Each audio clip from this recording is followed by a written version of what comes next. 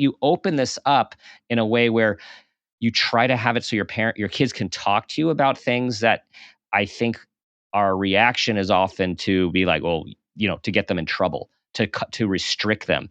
And we want to try to create this dialogue of openness where our kids can reflect on their own behavior and feel safe enough, if possible, to talk about these things without us reacting out of either our own fear or our own anger.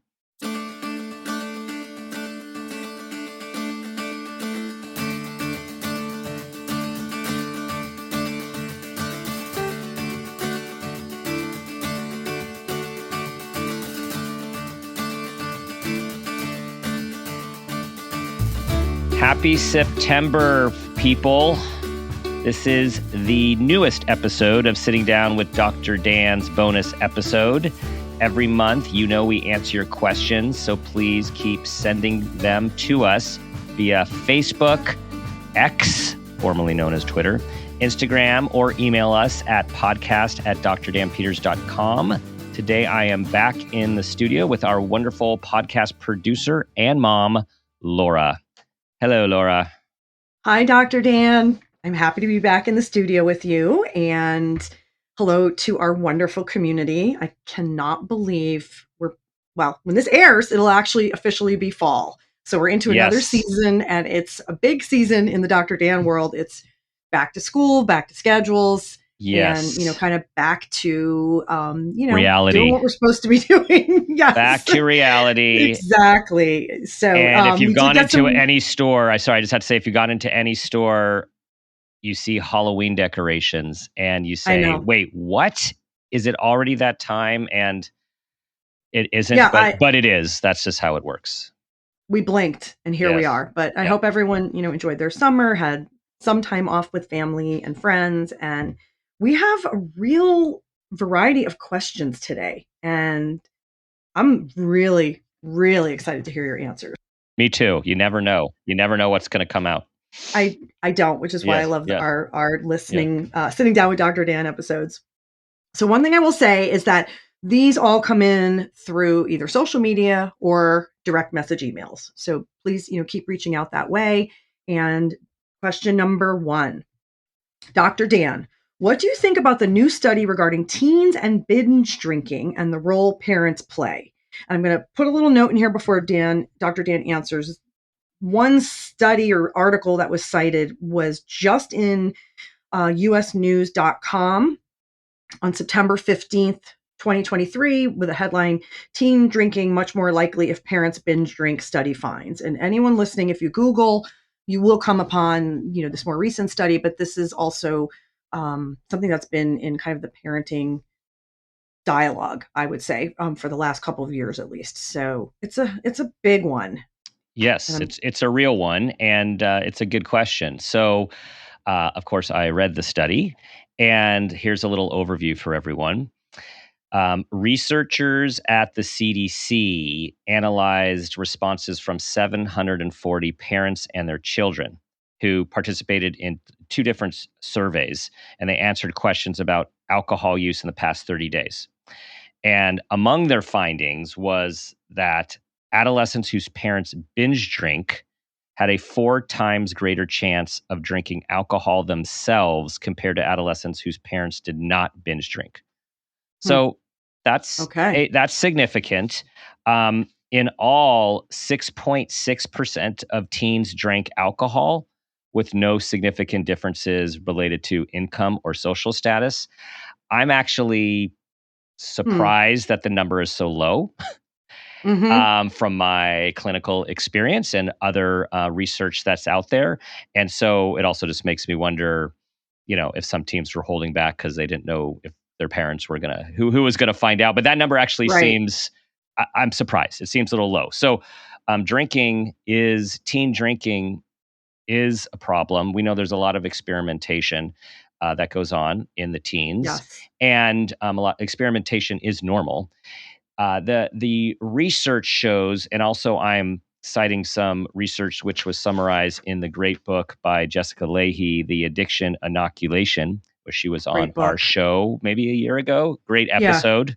Great guest. We'll put that out again on social media. I'll link to that on our Instagram if folks want to hear that interview again as well. The bottom line was, from all of the research, is the earlier teens start drinking, the more at risk the child is for developing a future alcoholic situation or an addiction situation. Mm-hmm. And so all of the body of research shows also that environment does play a role. Now, this is parents. We cannot be responsible for everything that happens. Our kids are at home learning from us, and our kids are in the world learning from peers, other people, and social media.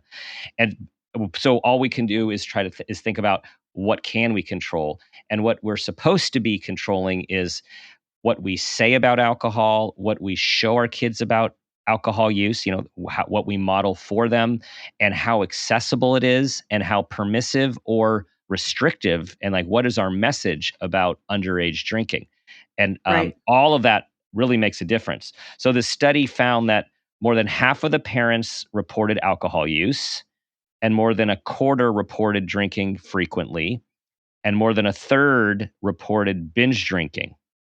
And wow. one in five held permissive attitudes towards binge drinking. So I would say, like, if we're thinking about looking at ourselves and thinking about, we want to live our own lives, and at the same time we have to be parents.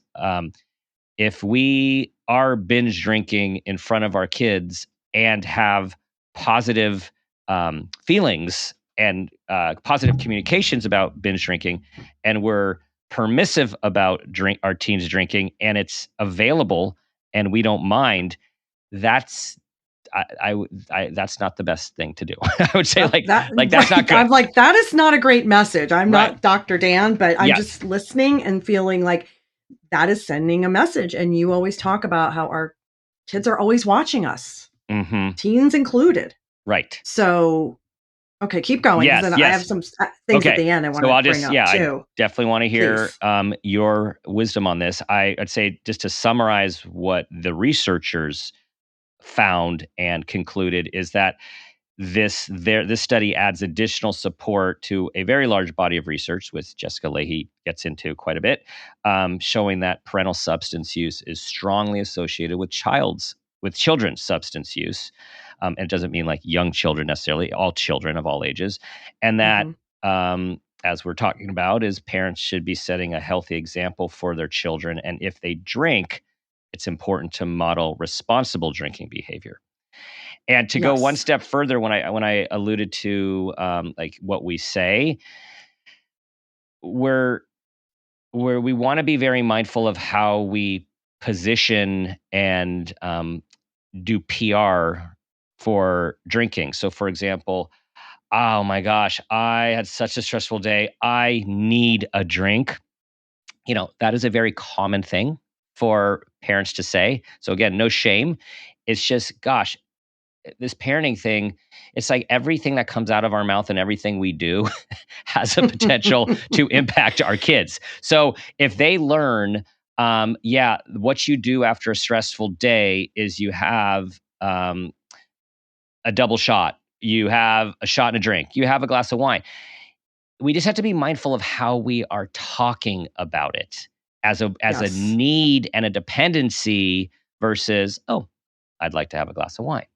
And then again, the problem with drinking more and more in the evening, and particularly binge drinking, not only if kids see that type of drinking behavior, but as, of course, one drinks more and more alcohol, one becomes less inhibited and less aware of their behavior. So then you lose the ability to monitor your behavior, monitor how you're acting and what you're thinking.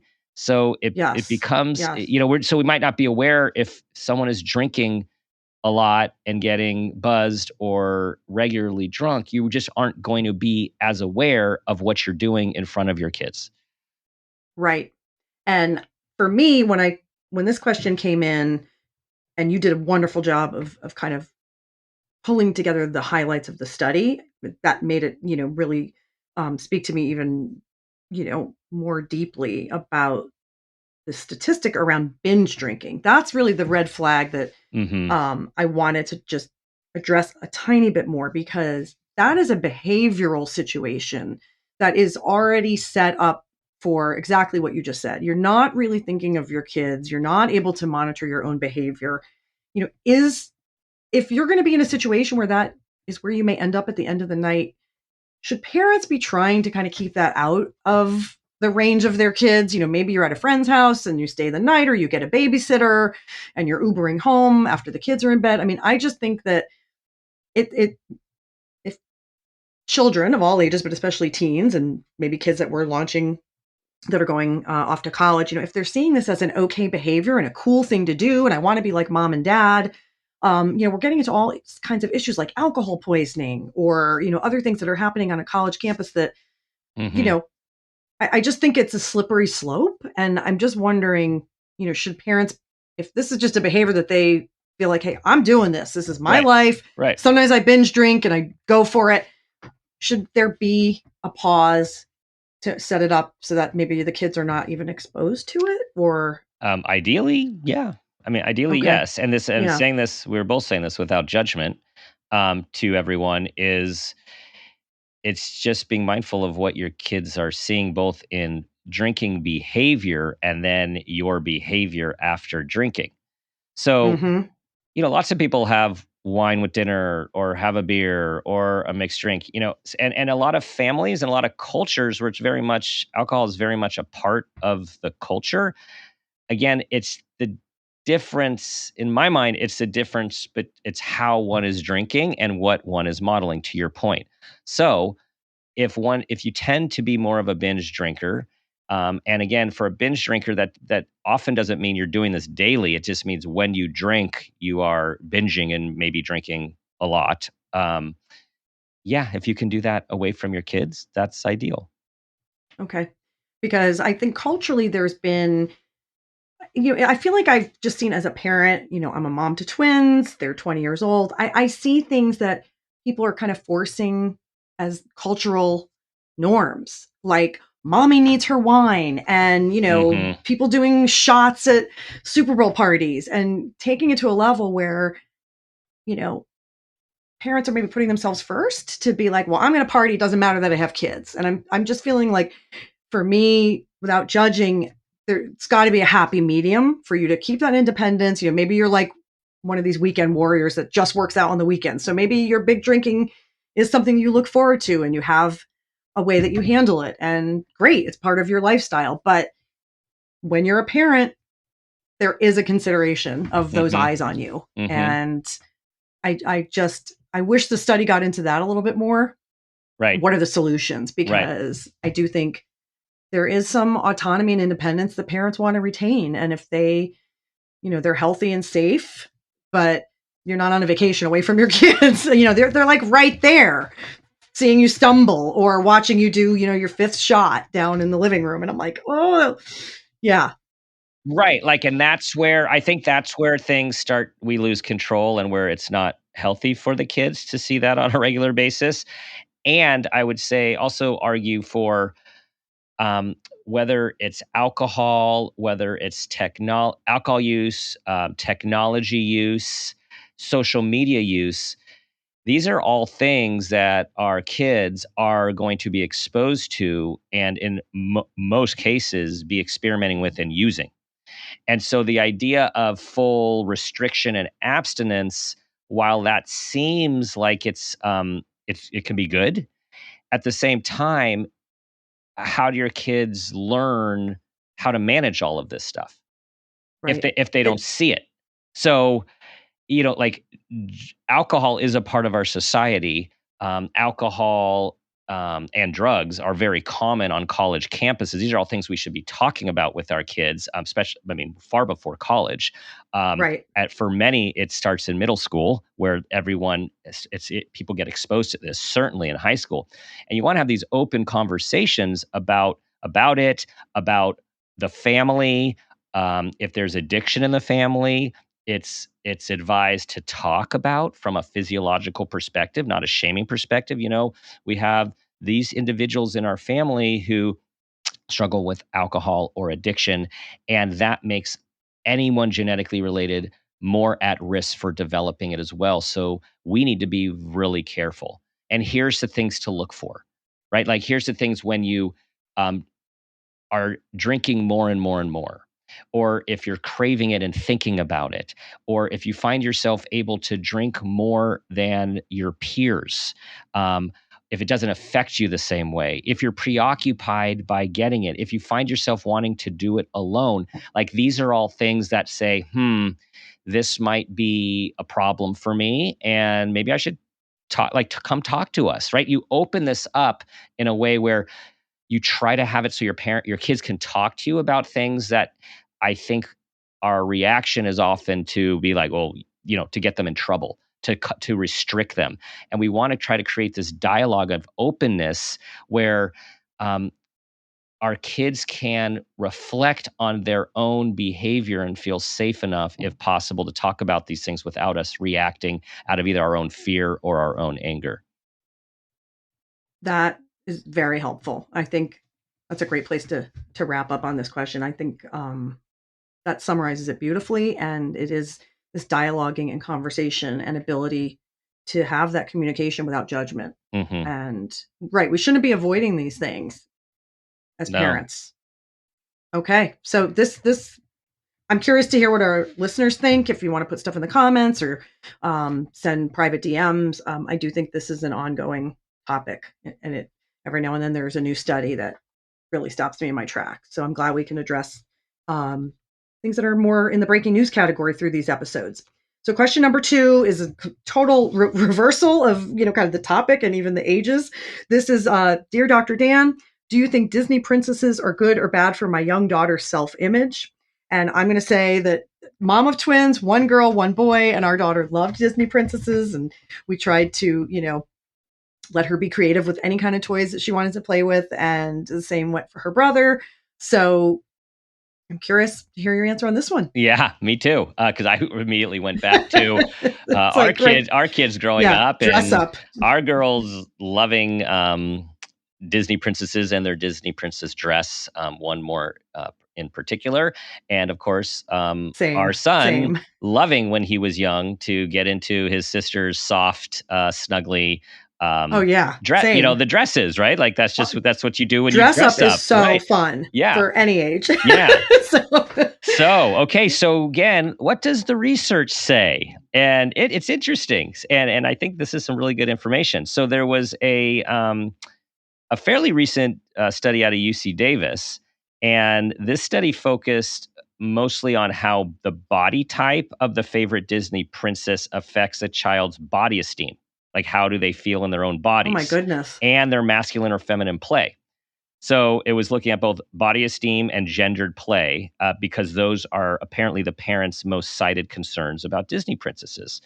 And what they found was whether a princess was average or thin made a difference in how the children who loved them felt about their own bodies and the way they chose to play.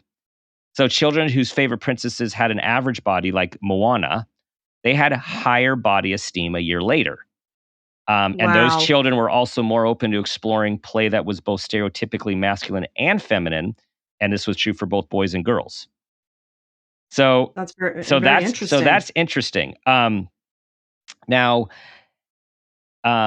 that just shows it's not absolute and that there's something there. There was a okay, so let me say one more thing. So in that study, the researcher said they also felt that children who had a favorite princess who had an average body was also seen as a protective effect for children who love them, because those were bodies were like they were more realistic, and a lot of those princesses also engage. Many of them, the more modern princesses they talk about, engage in more cross-gendered behavior.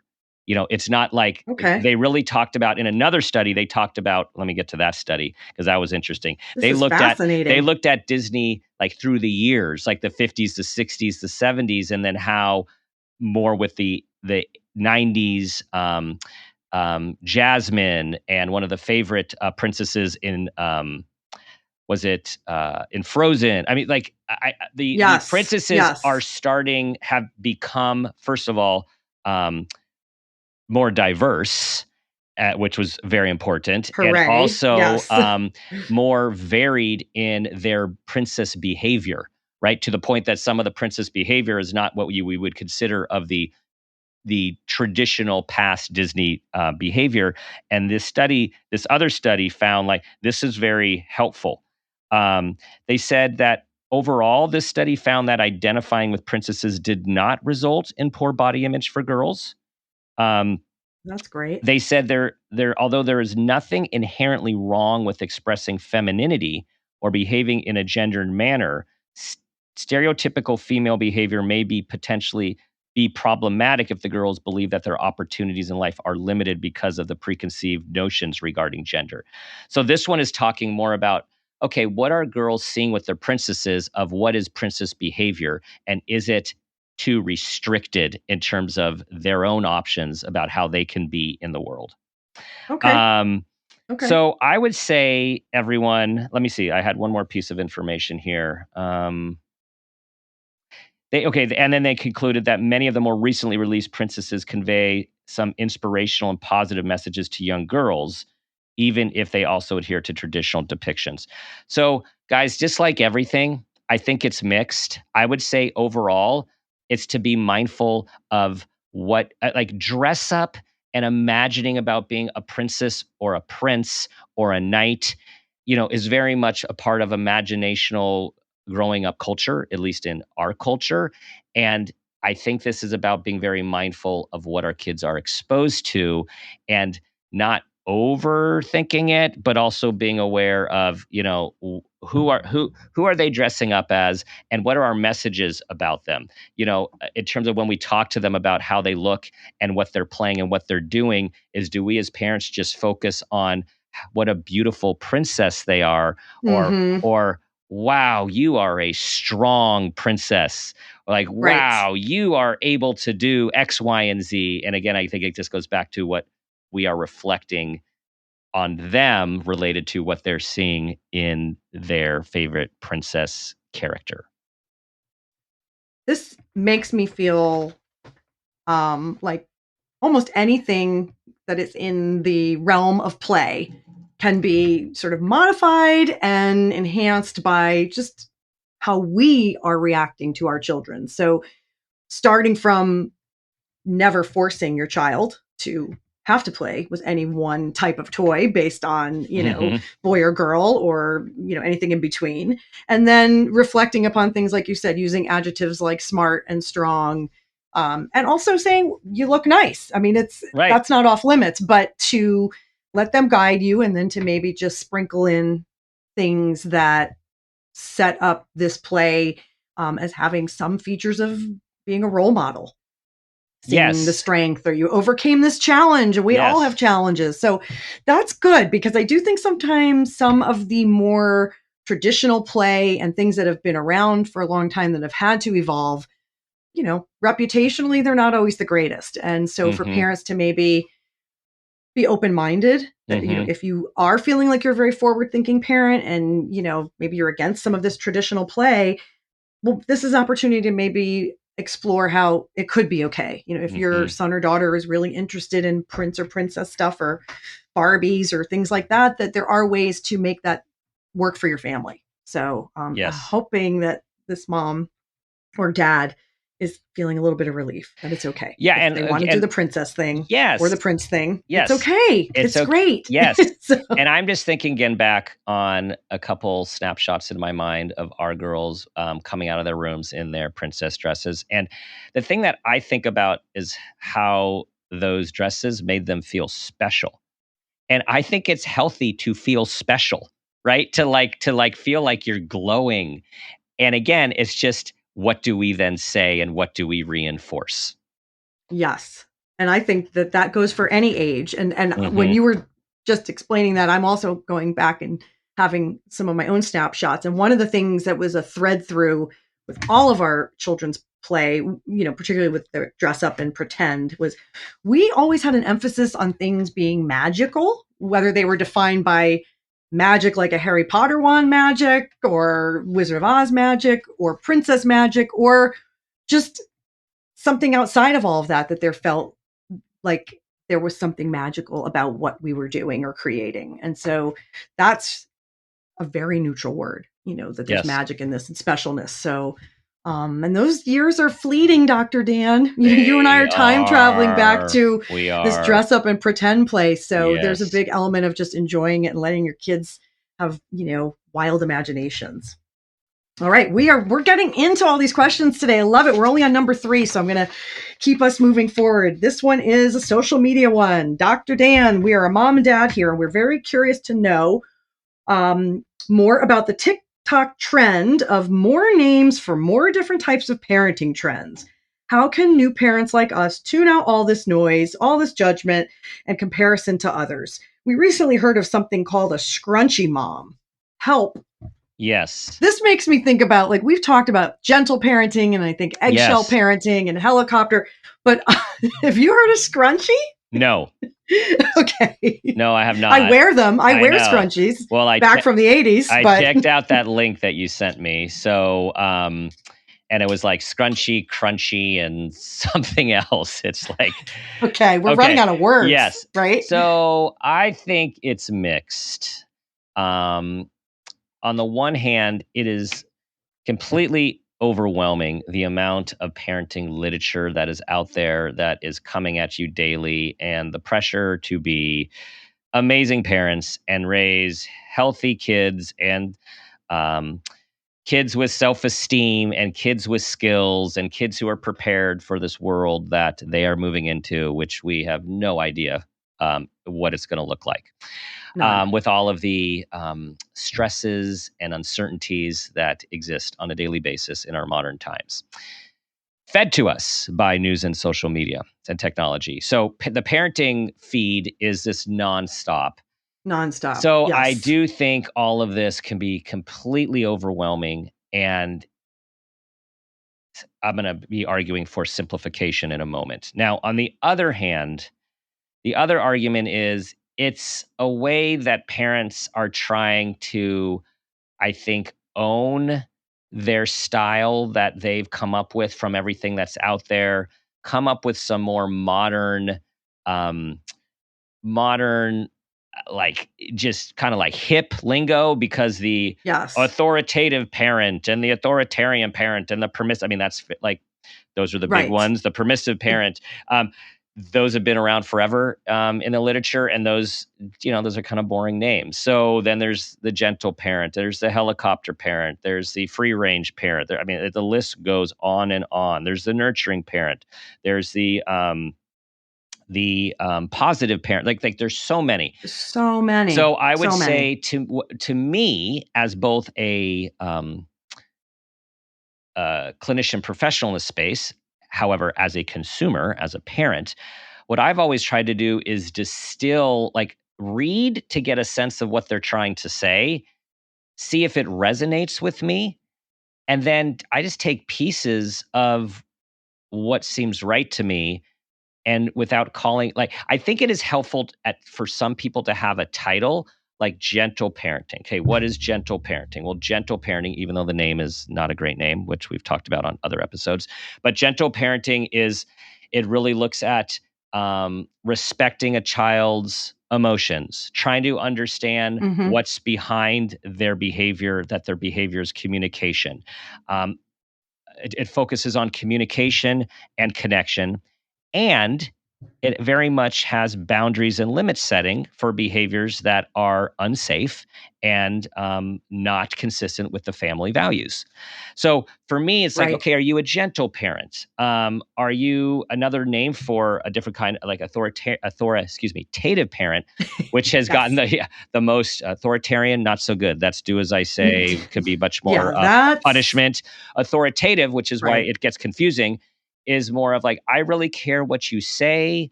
You matter. We are going to take in how you feel. We're going to really work to get to know you. And we are the parents who ultimately are going to call the shots and have to make some tough decisions that you may not understand. Now, again, I'm oversimplifying this, but what I want to say is to everyone, try to read enough that's helpful, but when it gets overwhelming, like walk away from it and really start to trust yourself. Like, what is it that you think is good parenting based on how you were parented? Right. This is very much about parent footprint, which is like having self-awareness about where you came from and what was helpful and what was not. And how are you doing at the promise that you said, I will never do this to my kids like it was done to me? Or, gosh, I want to make sure that I absolutely do this because this was really, I really loved this as a child. And I really liked how my parents did this. And so, in your heart of hearts what feels good and what resonates. And I would say that the literature is very helpful. And now TikTok has really, become a primary medium for us getting lots of information. Research based and non. And so be kind to yourself and try not to get too caught up with all the labels because they really all are saying very similar things, just with different language, in my experience. Well, as a twin mom, I want to just add that if a particular label makes you feel a sense of community and identity and you're seeking it out for healthy reasons, that's very empowering. But at the same time, when things get overwhelming, questioning, do I even need a label? Can I be in this gray area? As you said, sort of picking and choosing what works for you, looking at the legacy you want to leave, what you want to pull from your own parenting experience when you were a child, and then how you want to parent your children. But I do think there is something I see more and more with parents feeling as if they have to have one label with their parenting style and that everything has to have a name. And I think we're both here to say that that's not necessarily true. If it is making your parenting journey more fulfilling and more community based, and it's helping you kind of seek out the style that you want to continue to strengthen with how you're raising your children, that's great. But it is not required. No, it's not.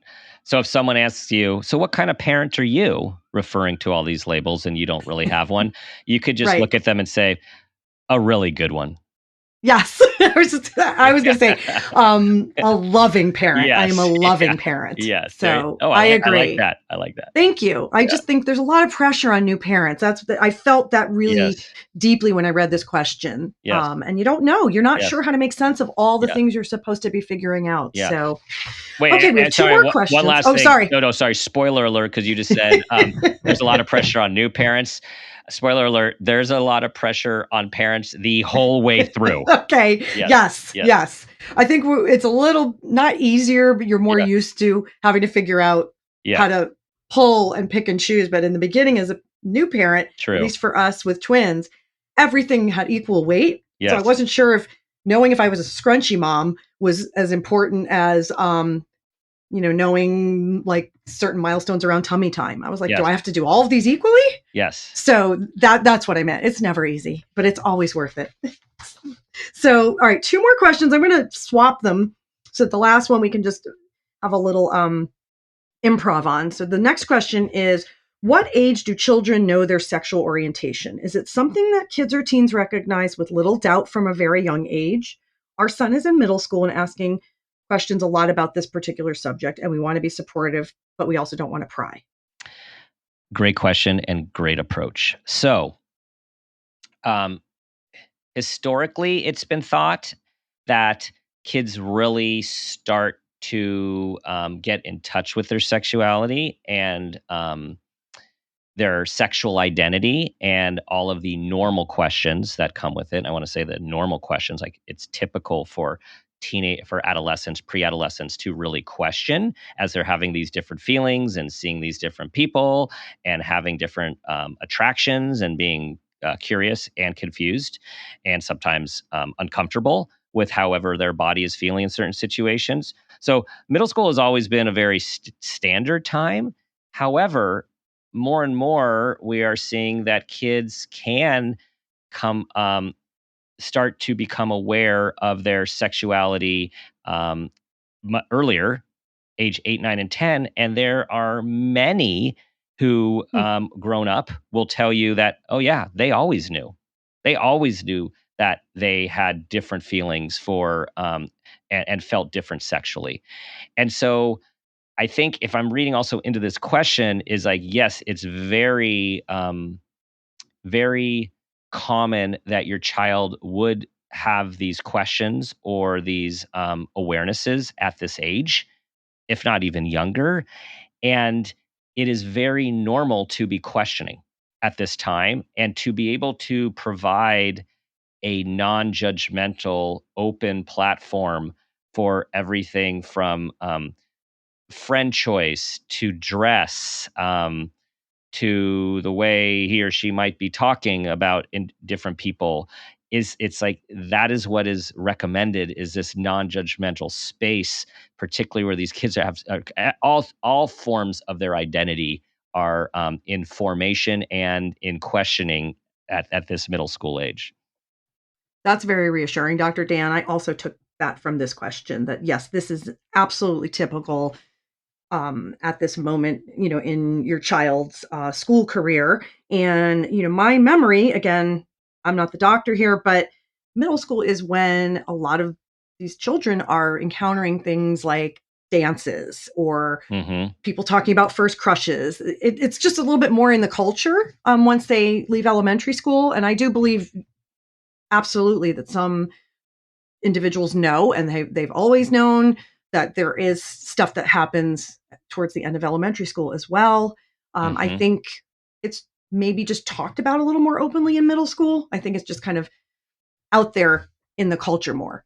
Right. This parent or this set of parents feel, to me, like they're really respecting their child and their son, and wanting a little bit of reassurance that, okay, yes, this is when this would be happening, and just yes, yes, and their son's asking questions, a lot of questions about the subject. That is amazing, right? Like I know. This is often an age, unfortunately, where kids also can go quiet and become internal from you, like overnight, right? It's like, wait, what just happened? Like we used to, right? We used to cuddle and read together, and now you're like going in your room and closing your door. And closing the door. Yeah, exactly. And that doesn't happen with everyone, but it happens a lot. And so that your son is still talking to you, gosh, any way you can continue to grease that track is wonderful. Very cool. And I'm going to repeat Dr. Dan advice from past episodes, which is this is a great situation where letting your son kind of lead some of these conversations is going to really be beneficial for all of you. Yes. So these questions are incredible. And then the last one is fun. So we can riff a little bit. Are there any parenting podcasts you might suggest as a complement to Parent Footprint with Dr. Dan? I'm going to say that question's for all of us today. Yes, it is. So many podcasts, so little time, but there are a few that we love. Yes. So I'm going to mention a few that are friends of the show and people we respect and admire, colleagues. So there is Tilt Parenting with friend and colleague Debbie Reber. Great stuff. She's been doing this for a long time, has great information, so approachable, such an awesome human, which makes me think of another one, which is Raising Good Humans with Hunter Clark Field. She has 2 great books. She was on the show recently, and just like it sounds, she's all about just how do we raise good human beings. And she also is just so approachable and real and all like so authentic. Just like actually one of the beginning, my next one, they're like in my mind, like the beginning successful big parenting podcasts in the space way early on, and that's Zen Parenting with Cassie and Todd Adams. I mean, they've been doing it for so long, and their approach is also completely authentic and real. It just helps you feel like you're just a regular human being in the joys and the struggles of parenting. And I really like how they riff off of each other because, of course, they have different approaches to many situations and they discuss them. So those would be the big 3 that are on my list right now. Those are great ones, Dr. Dan. And they do we all kind of align, Yes. Tilt Parenting, Raising Good Humans, and Zen Parenting. They're a nice sort of complementary playlist, if you will. And I was just going to add a few more. So I'm the producer of our podcast. So I listen to so many podcasts that it's really hard for me to pick favorites. I like large ones, small ones, new ones, old ones. But there's one that stands out to me that is just really unique and fun with a capital F. And that's called the Brooker Family Popcast. So this is a podcast and also a video cast or video podcast. And we had them on our show. It's a husband and wife, Heather Brooker and her husband, Chris. And they actually do their show with their daughter, Channing. Mm-hmm. And it's really like the parenting piece is just this natural vibe that you kind of witness, but they're talking about pop culture, family entertainment, fun things, just news. And it's funny. Heather is really generous. She's a huge fan of our show. She's really positive. She has a wonderful career acting and comedy, and they're just kind of a bright light in this space for fun. Yes. There's a newer podcast that I am really interested in checking out, and I just added it to my own playlist. It's called Parenting for the Culture, and the host is Cherise Sims. So I'd love to report back on that, and maybe at some point we think about maybe every month or two we talk about what we're listening to. Maybe we want to add that as a feature of our bonus episodes. And then the very last one, this is kind of a mom thing and a Laura thing. You were talking about, the idea of anxiety and worry and, just the things that parents are dealing with on their own and how we're modeling stuff for our kids and dealing with our own journeys and histories. So there's a show called 10 Minutes to Less Suffering. And the disclaimer is my friend is the host. Her name is Allison Carmen. She's also an author and a life coach, and she does a lot of work in kind of the women's healthcare space. And this is a short form podcast. So I like these sometimes in my daily schedule because they're quick. They're a few minutes long. And she just picks a topic like worry or, ruminating on a thought. And it's just her soothing voice. And it's 10 minutes to kind of having you almost breathe through what you're going through and move on with your day. So it feels like a little mini meditation with a topic. Who would not give 10 minutes for less suffering? I know, right? Yeah, and it's not always like that word suffering, but just, if things are a little challenge, go, scroll through her playlist every now and then. I feel like I need to listen to more than one, but it's usually just a nice quick listen, and she's got a huge heart and is a great parent.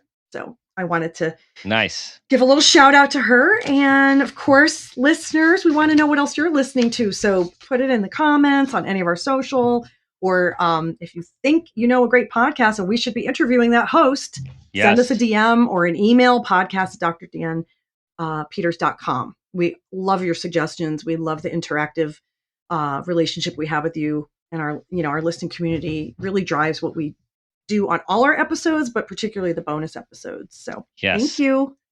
Yes, thank you all. This format is possible because of you and your questions. So please keep them coming. Thank you for listening to our weekly show on Thursdays, Parent Footprint with Dr. Dan, and of course, listening today and always to the bonus episodes, which drop the last Tuesday of each month, all in your regular feed. You can subscribe on the Wondery app to hear all the bonus episodes and our podcast ad-free.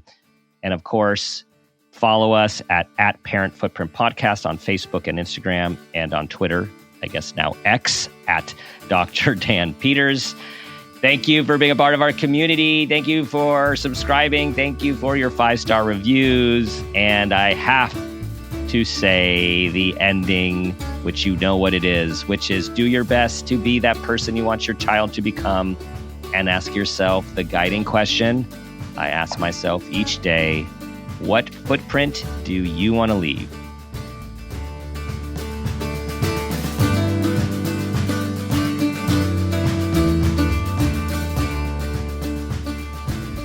This has been a Peters and Rossi production. Parent Footprint with Dr. Dan is produced by Laura Rossi. Our engineer is Phil Rossi. Theme music is Mountain Spring High, composed and performed by Gabriel Lewis. Artwork is by Garrett Ross. Follow us on Instagram and Facebook at Parent Footprint Podcast, and on Twitter at Dr. Dan Peters. For more information, go to exactlyrightmedia.com.